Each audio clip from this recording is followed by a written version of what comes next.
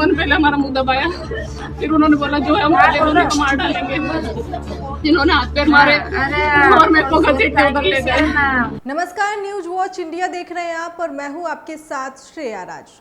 मध्य प्रदेश के धार जिले के छोटे से गांव गोंदी खेड़ा में एक ऐसी वारदात सामने आई जिसने पूरे इलाके को झकझोर कर रख दिया। शुरुआत में ये मामला एक साधारण लूट और हत्या का लग रहा था, लेकिन जैसे जैसे जांच आगे बढ़ी सच की परतें खुलती गई और कहानी ने ऐसा मोड़ लिया कि हर कोई हैरान रह गया। घटना की रात गांव में अफरा तफरी मच गई जब प्रियंका नाम की महिला रोते बिलखते हुए लोगों को बताने में लगी कि देर रात कुछ बदमाश उनके घर में घुस आए। उसने दावा किया कि लूटपाट के दौरान बदमाशों ने उसके पति रोहित उर्फ देव कृष्ण की बेरहमी से हत्या कर दी। घर का सामान बिखरा हुआ था, पति खून से लथपथ पड़ा था और प्रियंका खुद को बंधा हुआ बता रही थी। पहली नजर में ये एक भयावह लूट और हत्या की घटना लग रही थी और गांव वालों ने भी उसी बातों पर भरोसा कर लिया। उन्होंने पहले हमारा मुंह दबाया, फिर उन्होंने बोला जो है हम उन्होंने तो मार डालेंगे। जिन्होंने हाथ पैर मारे और मेरे को घसीट के उधर ले गए। ये वाली अलमारी उन्होंने ढूंढी, नहीं मिला। मैंने बोला मैं सब दे दूंगी, हमको छोड़ दो। मेरा सामान मैंने सब निकाल के दे दिया। तब की बात है ये मेरे को आधा घंटा हो गया चिल्लाते। मेरा एक जन मेरे मुंह के पास बैठा था, हाथ और पैर पीछे बांध रखे थे, पूरा कपड़े फाड़े थे। चिल्लाने की कोशिश करी तो बोला तेरे पति को मार देंगे। उसको चोट भी बहुत कितने जन थे? ये मेरे को 2 दिखे थे, बाकी अंदर की ओर थे। 2 से 3 लोग थे मेरे पास।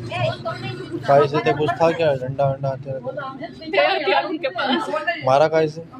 मैं इनको मारा ये नहीं पता, उधर मेरे को बांध दिया था, उसके बाद इधर मारा। चाकू से मारा हुआ है वो इधर कब मारा मेरे को तो। लेकिन पुलिस ने इस कहानी को सीधे स्वीकार नहीं किया।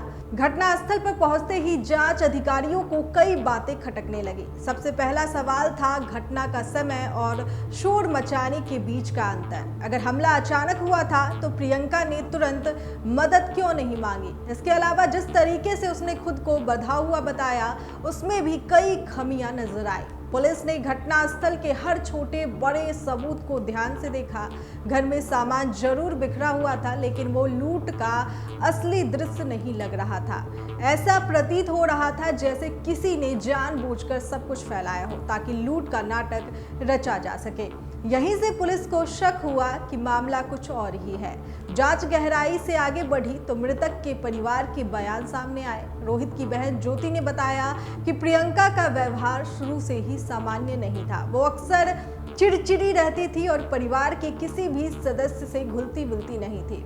घर में अक्सर झगड़े होते थे और दोनों के बीच संबंध सामान्य वैवाहिक जीवन जैसे नहीं थे। वो हमेशा विवाद करती रहती थी। वहाँ यहाँ कम रहती और मायके में बहुत रहती थी। यहाँ 4 दिन रहती थी, वहाँ 15 दिन रहती थी। यहाँ 4 दिन के लिए आती थी, उसमें भी झगड़ा। वहाँ फ़ोन से भी वो झगड़े में यहाँ से चैन से उसको रहने नहीं देती थी। उसके पहले उसने हाथापाई भी कर ली थी। तो 3 साल वहाँ बैठी वो पियर में। उसके बाद समाज वाले उसको लाए। उसके बाद भी उसका वही विवाद, वही झगड़ा, वही फ़ोन चलाना और वहाँ से ऐसे करके लाइक मैं फ़ोन रखूँगी।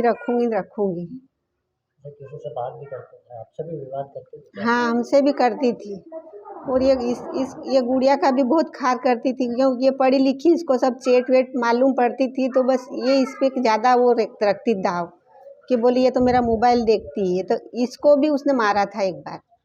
तो उसके बाद वो 3 साल पियर में बैठी। उसके बाद उसको लाए। उसके लाने के बाद भी उसका वही का वही हाल, परेशान कर देती थी मेरे लड़के को। परिवार के मुताबिक प्रियंका अक्सर रोहित को ताने देती थी। वो उसके रूप रंग पर टिप्पणी करती थी और कहती थी कि वो उसके लायक नहीं है। कई बार उसने तलाक की बात भी कही थी। मृतक की मां लक्ष्मीबाई ने भी आरोप लगाया कि प्रियंका ज्यादातर समय अपने मायके में रहती थी और पति पत्नी के बीच अक्सर फोन पर भी विवाद होता रहता था। अभी का व्यवहार बहुत बुरा था। वो मतलब चिड़चिड़ करना, सही से बात नहीं करना, ऐसे कि ज़बरदस्ती रखा हुआ है, या मतलब हमें और मम्मी दिखने नहीं चाहिए भैया से, तो उनकी मतलब भैया तो आसपास होने ही नहीं चाहिए। जब देखो तब भैया से झगड़ा, रूम में जाते थे तो झगड़ा, रूम से बाहर तो वो रूम के अंदर कहते थे कि मेरे को सोने नहीं देते, बाहर जाऊँ मैं सोऊंगी, और फिर अंदर जाके मोबाइल चलाते थे। अच्छा बहुत सी बार अंदर से आवाज़ भी आती थी। आपको आपको कब पता लगा कि उनका अफेयर है इस लड़के से पहले से? मेरे को शुरू में 2020 में जब उनके भैया की शादी थी और मैं वहाँ गई थी ना, तब मैंने देखा था और तब भैया को भी पता चल गया था। कितने समय से था इनका अफेयर? मेरे को 2020 में पता चला था, उसके पहले से बाद से वो मेरे को नहीं पता, पर 2020 में उनका अफेयर चल रहा था और अभी तक भी चल रहा था। अच्छा यहाँ पे वो आता था लड़का? हाँ, जब भाभी यहाँ नहीं थे तब वो कभी नहीं आया, लेकिन जब भाभी को हम लेके आए ना, तो हर 3-4 दिन में वो आता था। यहाँ घर पे आता था? नहीं, घर पे नहीं आता था, गांव में आता था। तो बाहर से निकलना, रोड से निकलना, भाभी खिड़की पे खड़े रहते थे। आपके भैया आपसे झगड़े करते थे, क्या बोलते थे? भैया कभी किसी से कोई झगड़ा नहीं करते थे, भाभी से भी नहीं करते थे। भाभी झगड़ा करते थे पर भैया ने कभी उल्टा जवाब नहीं दिया। क्या बोलती थी भाभी भैया को?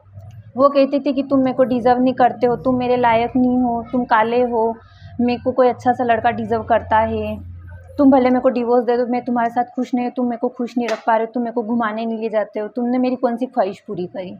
जांच में सबसे बड़ा खुलासा तब हुआ जब प्रियंका ने अन्य व्यक्ति कमलेश के साथ संबंधों की जानकारी सामने आई। पुलिस को पता चला कि दोनों के बीच लंबे समय से संपर्क था और यही रिश्ता इस पूरे मामले की जड़ था। परिवार का दावा है कि ये संबंध साल 2020 से चल रहा था। इसके बाद पुलिस ने कॉल डिटेल्स और अन्य तकनीकी साक्ष्यों की जांच शुरू की। जैसे जैसे जांच आगे बढ़ी, तस्वीर साफ होती गई। सामने आया कि ये हत्या कोई अचानक हुई वारदात नहीं थी, बल्कि एक सोची समझी साजिश थी। पुलिस के मुताबिक प्रियंका और उसके प्रेमी कमलेश ने मिलकर रोहित को रास्ते से हटाने की योजना बनाई थी। इस योजना को अंजाम देने के लिए कमलेश ने अपनी परिचित सुरेंद्र को शामिल किया। सुरेंद्र को 1 लाख रुपए की सुपारी दी गई ताकि वो हत्या को अंजाम दे सके। योजना के मुताबिक घटना की रात को चुना गया जब रोहित गहरी नींद में था। इसी दौरान उस पर धारदार हथियार से हमला किया गया। हमला इतना घातक था कि उसकी मौके पर ही मौत हो गई। हत्या के बाद साजिश का दूसरा हिस्सा शुरू हुआ। पूरे घटनाक्रम को लूट का रूप देना, घर का सामान बिखेरा गया, प्रियंका को बांधा गया और फिर कुछ देर बाद उसे शोर मचाने के लिए कहा गया ताकि ये लगे कि वो भी इस घटना के शिकार है। लेकिन पुलिस की सतर्कता और तकनीकी जांच के चलते ये झूठ ज्यादा देर तक टिक नहीं पाया। लगातार पूछताछ में प्रियंका की कहानी बदलने लगी और अंत में उसने साजिश की बात स्वीकार कर ली। आपको बता दें कि महज 36 घंटे के भीतर पुलिस ने इस पूरे मामले का खुलासा कर दिया और आरोपी पत्नी प्रियंका तथा उसके प्रेमी कमलेश को गिरफ्तार कर लिया। हालांकि इस साजिश में शामिल तीसरा आरोपी सुरेंद्र अभी फरार है और उसकी तलाश जारी है। वहीं पुलिस अधीक्षक मयंक अवस्थी के मुताबिक शुरुआत में ये मामला लूट का लग रहा था, लेकिन जांच में स्पष्ट हो गया कि ये एक पूर्व नियोजित हत्या थी। आरोपी पत्नी ने अपने प्रेमी के साथ मिलकर पूरी योजना बनाई और सुपारी देकर अपने ही पति की हत्या करवाई। ये घटना सिर्फ एक हत्या की कहानी नहीं है, बल्कि ये रिश्तों में बढ़ती दूरी, विश्वासघात और लालच की भी एक दर्दनाक तस्वीर पेश करती है।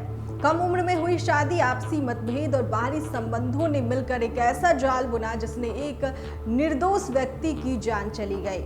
अंत में ये मामला हमें ये सोचने पर मजबूर करता है कि जब रिश्तों में संवाद खत्म हो जाता है और विश्वास टूट जाता है तो उसका अंजाम कितना भयावह हो सकता है। ये कहानी सिर्फ एक अपराध की नहीं, बल्कि इंसानी रिश्तों के टूटने की भी एक कड़वी सच्चाई है। तो इस खबर पर आपकी क्या राय है, कमेंट करके हमें ज़रूर बताएं।